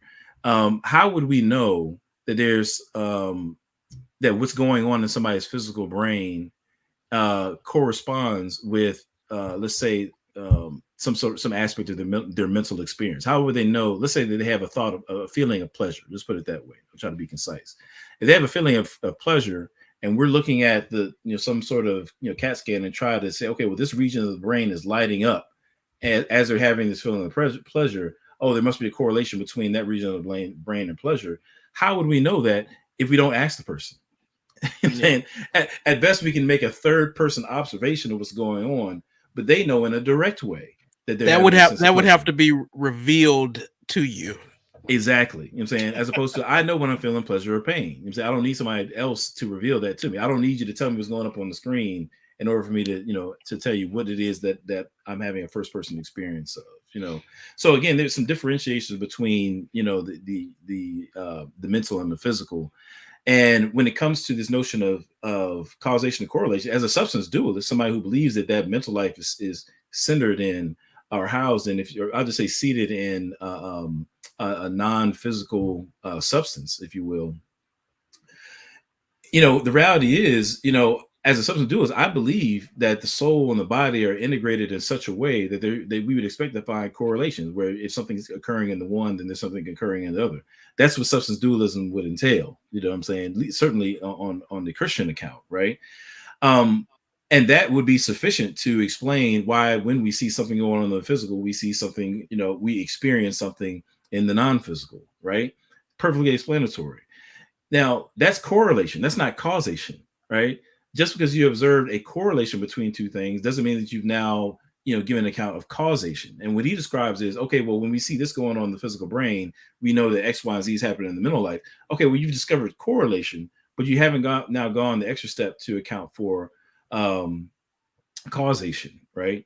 And so, I mean, there's much more that can be said, but I think that, when it comes to things like this, making an assumption of causation when all you've given us is correlation, that's just sloppy work, man. I'm sorry. It just is what it is, Man, you said it better. I had a note in that same part of the book, Adam, just, in the Kindle, you put notes, but I like how you said it a lot better. But the note I just said to myself was, the fact that it shows up in the brain doesn't prove the cause of that brain activity. Whatever happens in the spiritual realm will have real world implications and effects. There's nothing abnormal about it. I don't know why you would expect anything different. If we have a mind, which I believe we do, that is not identical to the brain, and then, like you said at the beginning, that the Bible's making claims about the supernatural realm in existence. Well, if we have this immaterial soul, which is our connection to that realm, our spirit that connection to that realm, it makes sense. So basically, it's like, for me, somebody can disagree with Christianity, whatever, but if you take Christianity at its own claims, everything makes sense. So if you have a worldview where everything makes sense and where it makes sense of everything, then even if it's a little weird here or there, like that seems pretty solid. In other words, because the Bible does make the claims about the spirit and the soul and about our connection to God and all these types of things, and then we see some scientific evidence that seems to affirm that, like, oh man, that seems pretty on target. And it seems on target with our experience, with, like Matt talked about, our five senses. So that's the full-throated apologetic, if you will, to me, is that it's not just science and it's not just my five senses, but it's all of it together, and it all works on all of the different levels. That's, to me, a coherent worldview, to your point, and right. Naturalism doesn't provide that. No, I agree, and I would even go further, just to kind of double back a second with respect to consciousness. Lest somebody want to give a counterexample. I mean, because obviously there are experiments where somebody will, scientists might inhibit some part of the brain, and then the person begins to behave differently and things like that. And, again, that would be analogous to if you have a piano player, and then somebody removes some of the keys from the piano, like, or tinkers with the piano. Like, you haven't done anything to the piano player. Nevertheless, you have impacted the way in which the player can use that piano to make sound, right? So, they're not going to be able to make certain chords if you take certain keys off, and so on and so forth. That's analogous to, what's happening with some of these science experiments where they're, tinkering with a part of the brain and producing this or producing that. You know what I mean?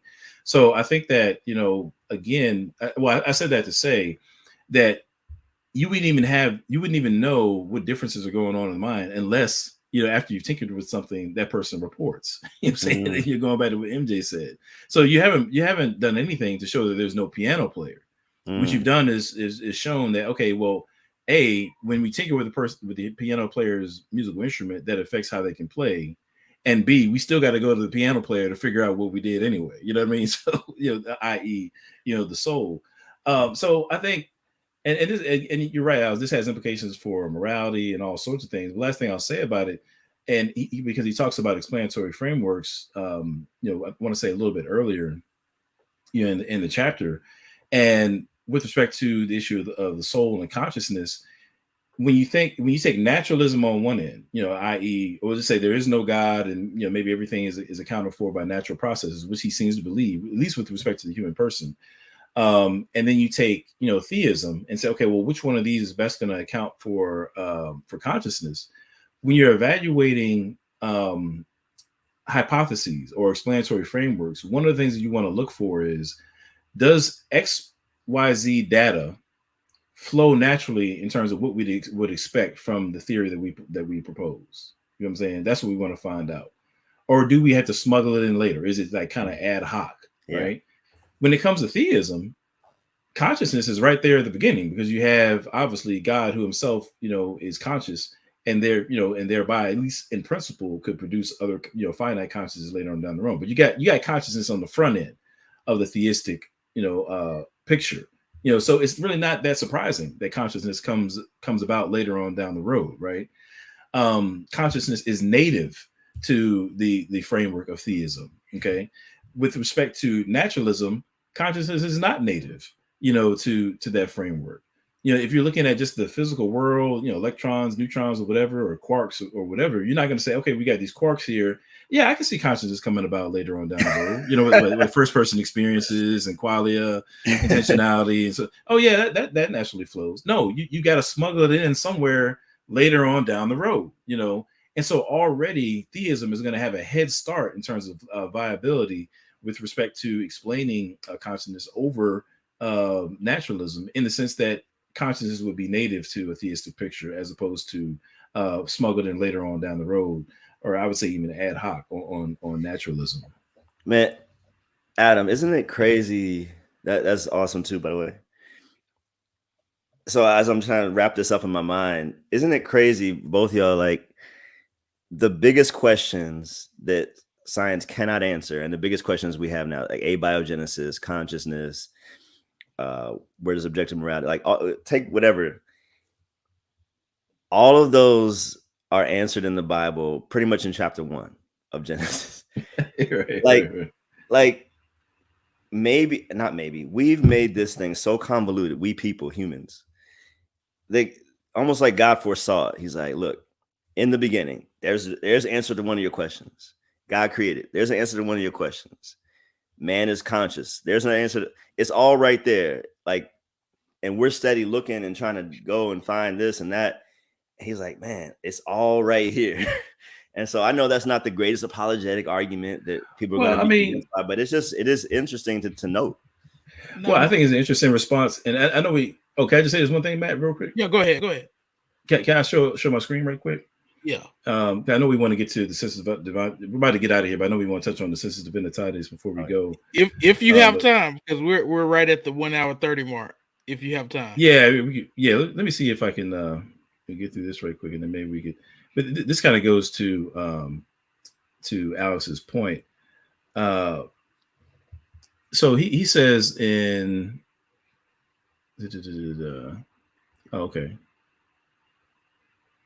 okay, yeah. So he says on page 302 in his book, he says, considering what we have already observed, I believe there is a much simpler explanation, and that is, at one time, God was the best scientific answer available.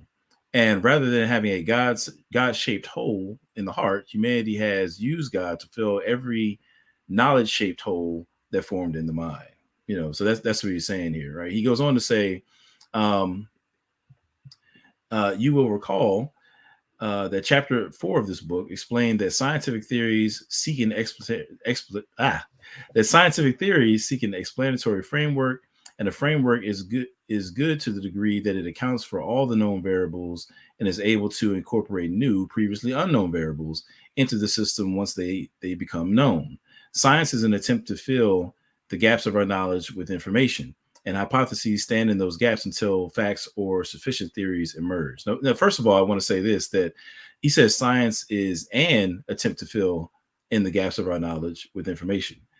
Okay, cool. But it's not the only attempt to fill in gaps of our knowledge with information, because you also have to consider philosophy, because philosophers are on the same project. They're trying to discover things about reality. And with respect to human persons specifically, what we're saying is that's not a purely scientific question. You're going to have to venture beyond and make inferences beyond just the physical to answer what is essentially a metaphysical question. So we can't just look to science, to fill in these gaps. We've also got to consider philosophy. And I would argue that theology, as many others understand it, is really a branch of philosophy, or it can be seen that way, in the sense that it's trying to answer, or is answering the same kinds of questions.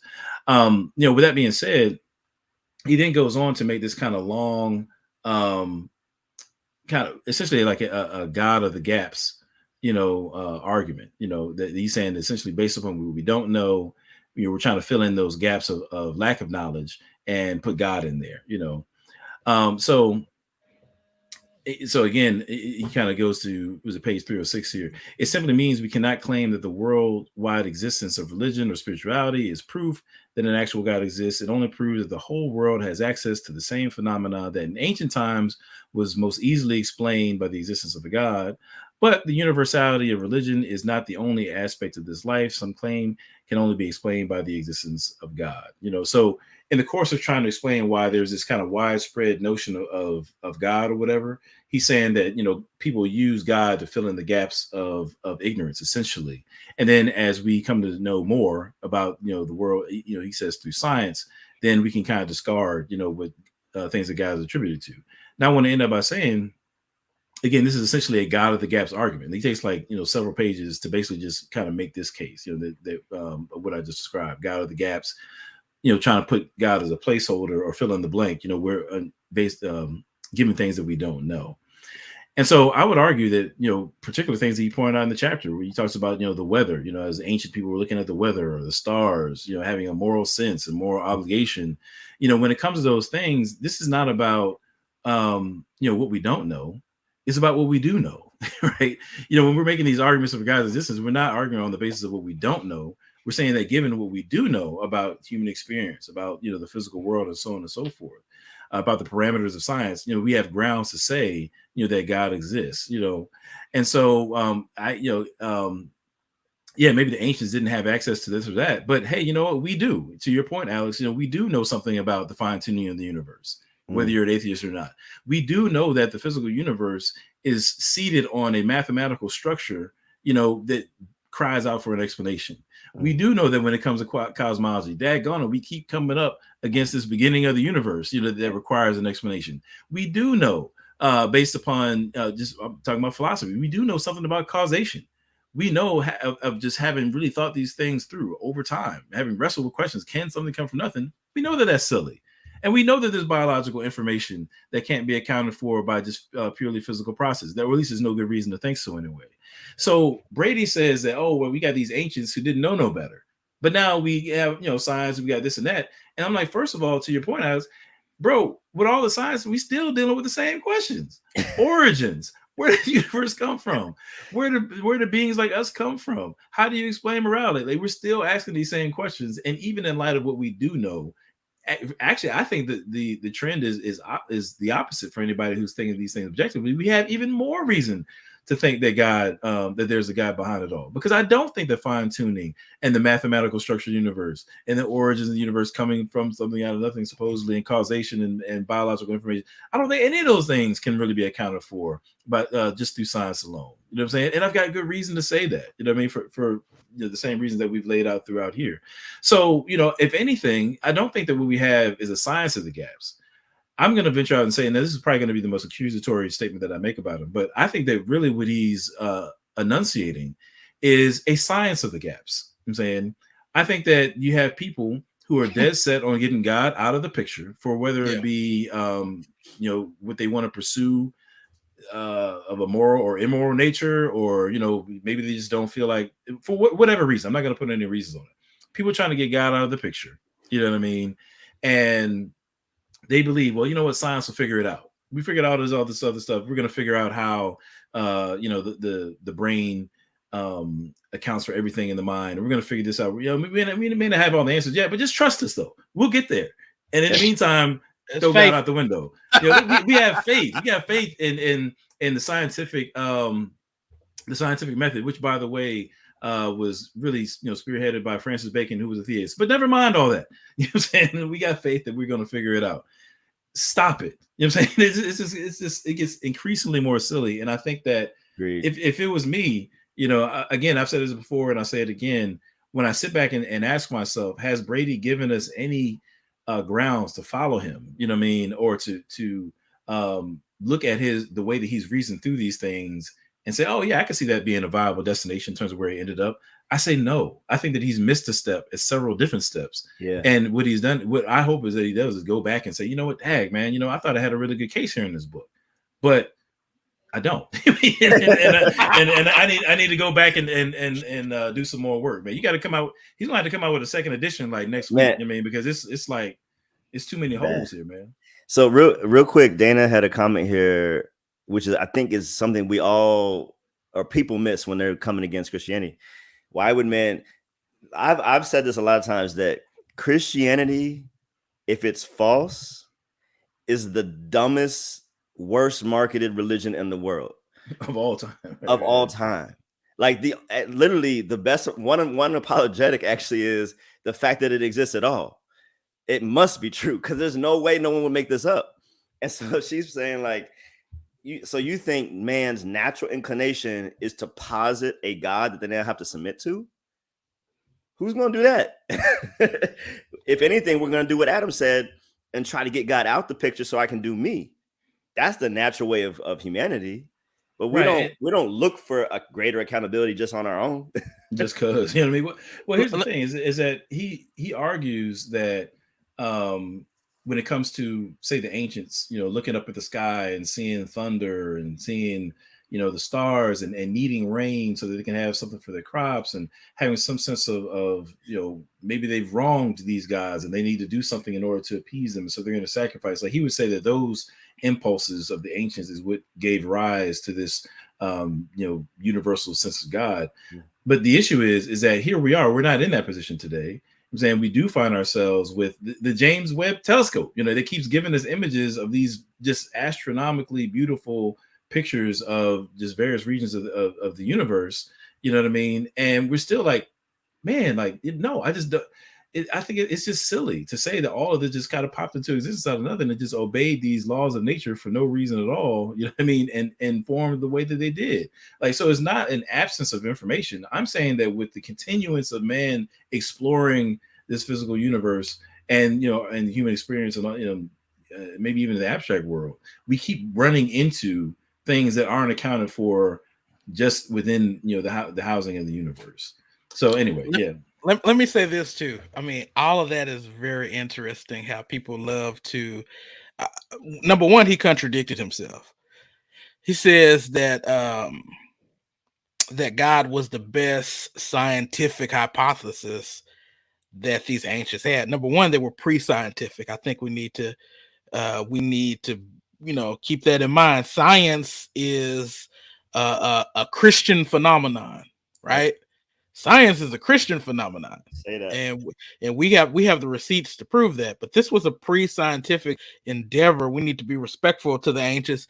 But even let's just take the communities that surrounded the Israelites, right? Dr. John Oswald wrote a book called The Bible Amongst the Myths. And in that book, I know we got to go, so I'll be quick. In that book, he talks about the worldview of Israel's neighbors. It was the worldview of continuity, right?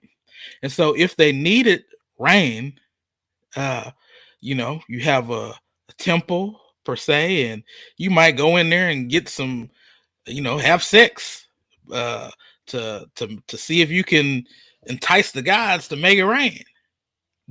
But the Israelite worldview, the biblical worldview, was a worldview of transcendence. It was understood that God had created the world and he can stop it from raining. And if he wanted to, he could make it rain out of, but if he was punishing with famine for disobedience and things like that.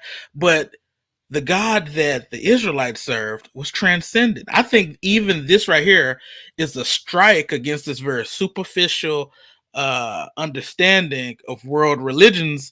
And what do you do with the Hinduisms? What do you do with the Buddhisms? Not everybody believe in a personal God, and so you can't be reductionist. You can't reduce everything down to this very superficial view that emerges out of Western intellectual imperialism. I know Brady doesn't like that word, but that's exactly what he is, and that's what he's doing. Yeah. Did y'all want to take a couple seconds to touch on that sensus vitatis before we leave? Or, we on your time, bro. Yeah, we can go like 10 minutes. Yeah, okay. Get out of here. Yeah. I know we want to talk a little bit about it. Yeah, let me get that off the screen. My bad. Okay, so let's just with the sensus divinitatis, it was already touched on a little bit. Let me pull it up because this is interesting to me, right? And he opens up, this is on page 299. The philosopher and atheist Walter Kaufman once remarked, whether worshiping idols or striving to perfect himself, man is the God intoxicated ape. All right, here's C.S. Lewis. C.S. Lewis put it differently. Creatures are not born with desires unless satisfaction for those desires exists.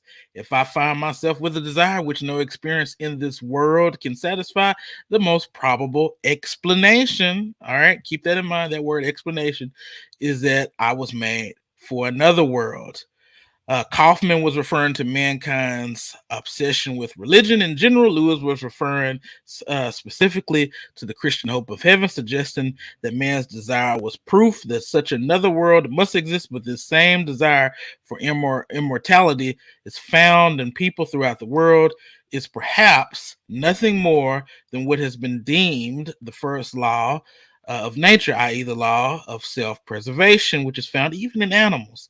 But is there any truth to the sensus divinitatis, the sense of divinity, the proverbial God-shaped hole that is said to exist within each human heart, a vacancy which can only be filled by God? Is there any truth to that, fellas? Yeah, I mean, well, first of all, and this is just one of my beefs, I feel like he's done somewhat of a disservice to the sensus divinitatis, but by framing it as this the proverbial God-shaped hole. Mm-hmm. If he really believes, I don't know, that's the best way to understand it. And again, I mean, he does quote Calvin in the chapter, but for anybody who's familiar with the literature, when you're talking about reformed epistemology or any variation of it, the sensus divinitatis is not just merely a God-shaped hole, like some sort of hunger for the divine. But really, it's better understood to be like a faculty, of our minds, some sort of mental faculty, like memory might be, or something along those lines. Intuitions may be, it's somewhere in that vein. It's not just like, oh, I hope God exists, kind of a thing. And I'm sure you'll get into this, MJ. But when it comes to C.S. Lewis specifically, when he's talking about, this God-shaped hole and desires for, heaven and so on and so forth, he's not making an argument from the sensus divinitatis. Like he's talking about, he's making a separate argument, namely the argument from desire, and saying, okay, well, given that we have the desires or needs, there must be some sort of something to fill it. The sensus divinitatis can't just be relegated to that. I mean, it's much more than that. And I think that he's given us like a very watered down understanding of the sensus divinitatis, and then attempts to chop it down. Now, he's saying that it doesn't account for the kind of like the more worldwide, I'll just say, experiences or God consciousness, if you will. He's saying that the sensus divinitatis doesn't account for it, but all he really does is give an alternative explanation. Like he doesn't debunk the sensus divinitatis as an explanatory. As being explanatory of that. He just says, well, it could be this over here. It could be this kind of God of the gaps thing that I described earlier, But again, like I said, he doesn't go anywhere, I think, to debunk it, and he doesn't even explain why his alternative account of this universality of belief in God on his kind of God of the Gaps-ish, rendition of it. He doesn't even explain why that would be a better explanation. He just says that he thinks there's another explanation. He doesn't really goes into the virtues of his explanation over and against the sensus divinitatis. So I think as he makes his case, again, this is one of those things where I think that he's presented his argument as being stronger than what it is. Just because you're given an alternative account doesn't mean that you're given a sufficient account to explain why you have this universality of God's type experiences. And in the process of doing so, you've only given us this like watered down version of what the sensus divinitatis is, according to tradition and I'll just say actually more so current literature. So I just think that he just kind of botches this whole section of the chapter, because he's done a disservice on both counts, both explanation and accounting for what the sensus divinitatis is in modern scholarship. All right, let me say this too. Like number one, this mixing of sources is just something else to me.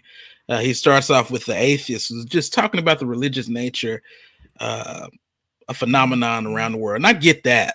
Okay, but when you come to C.S. Lewis is making argument from inference to the best explanation, not necessarily or directly for God directly. There are direct arguments and there are indirect arguments. So C.S. Lewis is making an indirect argument, kind of when we look at the cosmological argument, right? The argument is arguing for something that demands an explanation. Well, C.S. Lewis is arguing for something that demands an explanation, namely that there is a certain desire that needs to be explained. But to then go over and talk about the sensus divinitatis, it would have been nice if he did read from Calvin's Institutes, because Calvin is not making an inferential argument or anything like that. Reformed epistemology talks about this. You have reason, you have other arguments from a more internalist account where you can have a direct experience of God. You have Richard Swinburne's arguments on religious experience from the principle of credulity. We could do a whole show on that. Don't sleep on Richard Swinburne. Yeah. But Calvin is arguing, if we use that word, for non-inferential knowledge of God. Right. For non-inferential, immediate knowledge of God. And I believe that the Bible supports that. I mean, if you look at Romans 1, God has made, and Brady talks about this in his book, but but God has made... He talks at it. God has made what can be known about himself available to all through creation. Now, if we stop there, you ask yourself, okay, well, everybody clearly don't know God. And then, some people just disbelieve. But I think we have to take into account that, number one, we live in a fallen world. Number two, sin has certain effects on certain people's noetic structures. And if you suppress the truth, you can go from suppression, and it's talked about in Romans 1, you can go from suppression to a full-blown exchange for the creator to creation. And that's where you see, even with these other concepts of God around the world, where people are worshiping creation, worshiping thunder, worshiping science, right? I'm not trying to blame him. You do have folks who make science the end all be all, and they engage in what's called scientism. But I think the beautiful thing of the Bible is that it can account for that. It can explain that pretty good. And so, once again, even if I was to say that Brady is making an argument, it's not sound, because he's conflating several things. And this business with the law of preservation, since we brought up C.S. Lewis also wrote a book called The Abolition of Man. And in that book, The Abolition of Man, and me and Alex went to the same school, so I'm pretty sure we had to do the same assignment regarding the virtue of self-sacrifice. So, I mean, how does the law of self-preservation, first law of nation, first law of nature, the law of self-preservation, how can that even explain the very Christian practice of self-sacrifice for the good of others, where you put the interests of other people in front of you? I believe that's talked about in I believe that's talked about in Philippians. What about the sacrifice of a person for their country, right? I mean, how do we even begin to deal with that, right? Well, so here's what's interesting is that, first of all, I agree with you, because kind of like I was saying before, like he's given us a watered down rendition of, the sense of divinitatis, presented us an alternative explanation, but doesn't really bolster it very well, in terms of, he just says, oh, well, here's an alternative explanation. It doesn't really give us reason to think that it's edged out the sense of divinitatis as an explanation. But that aside, when you get to this moral aspect, this might be a good segue as we kind of get out of here. But because Alex, we're going to be on your channel talking about chapter 14, which is he kind of lays out his framework for subjective morality and how he believes subjective morality is adequate to ground our moral experiences and give us, I guess, maybe a moral guide.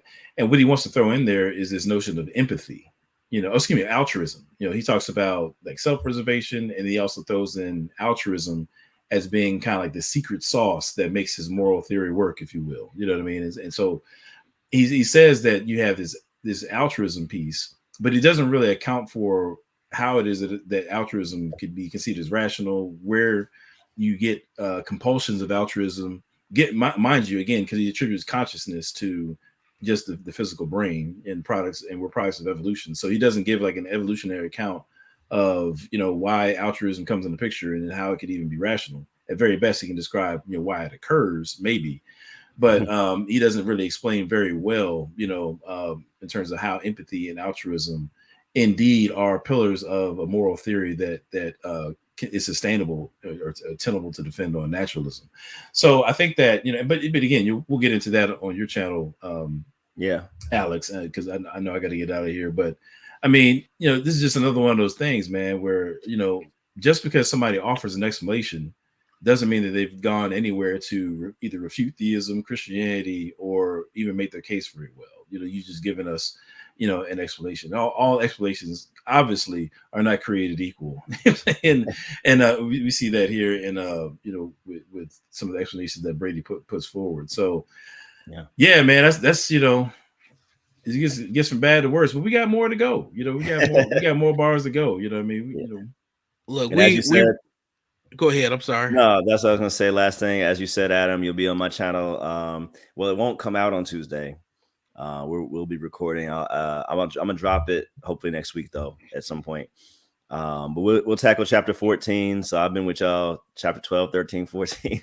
It's not getting better, the higher the numbers go. So no, it's not. It's not. But here's a pre-warning. 14 is some of the worst exegesis I've ever seen. That's not a knock on him, and I mean that. But I was reading through it, and he says something about Psalm 19 and something, Psalm 139 or something.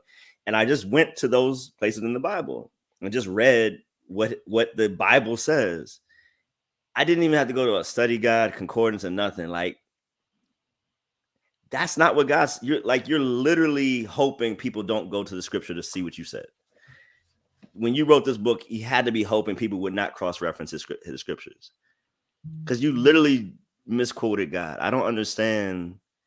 I mean, I'm cool. You don't like that. It's bizarre, man. Because to your point, and even where he's quoting something, well, I'll just put it this way: it seems that he chooses the most uncharitable, renditions of any given scripture, and then critiques it on that way. Which I would think if you would want to steel man your opposition, as opposed to the opposite. Last thing I'm gonna say too, this is something I'll be getting into.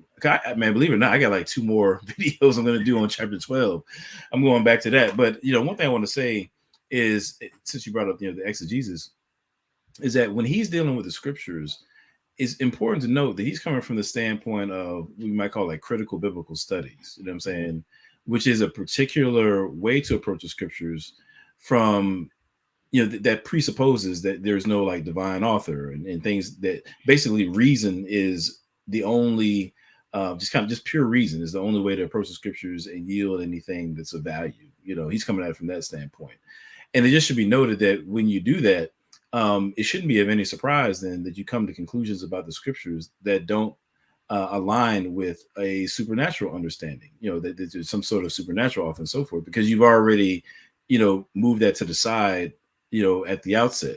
So when he's quoting these different theologians, when he's quoting, at least those who align with the case that he's trying to make, that's the lens that they're looking through at the scriptures through. I'm saying they're looking at it through a more naturalistic leaning lens, as opposed to anything that would be akin to with the a real Christian would, if you will. You know what I'm saying? And by a real Christian, I'm not just saying somebody who's accepting the Bible just because, but let me put it this way: like, there's no reason. He certainly hasn't given us any reason to suggest that that God doesn't exist. He hasn't given us any good reason anyway. He hasn't given us any good reason to suggest that God could not convey himself in some sort of whether it be a book or otherwise. You know what I mean? I don't think he's given us any good reason. Nevertheless, as he approaches the scripture, it's like he's presupposing those kinds of things, as do the theologians that he often cites. So I'll get more into that, but I think again that's one of those kind of sleight of hand kinds of things. You know what I'm saying, like it's almost like he plays on the ignorance of his audience, like knowing.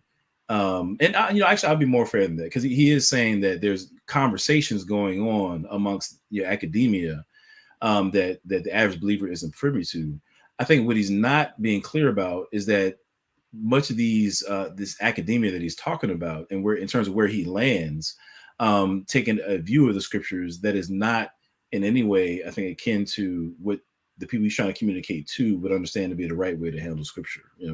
They're handling it just like an atheist would, as opposed to somebody who has reasons to affirm that God exists. There's a real distinction there to be made. But yeah, we'll get back to that. Yeah, my bad, man. I know we're ending out, MJ. I didn't mean to. No. Look, I got time. Like I said, y'all got the schedules. Yeah, I gotta roll. I gotta be out. Yeah, one day I'll have little voices in the background yelling and entering the room while I'm recording, like my son did a minute ago. Yeah, there you go. But no, I'm gonna probably be doing maybe a little bit more work with Nick Quint and Colin, and we might do a little bit more work on this chapter. We just have to see how the Spirit leads. But how can everybody find y'all? Even though everybody know y'all on my channel.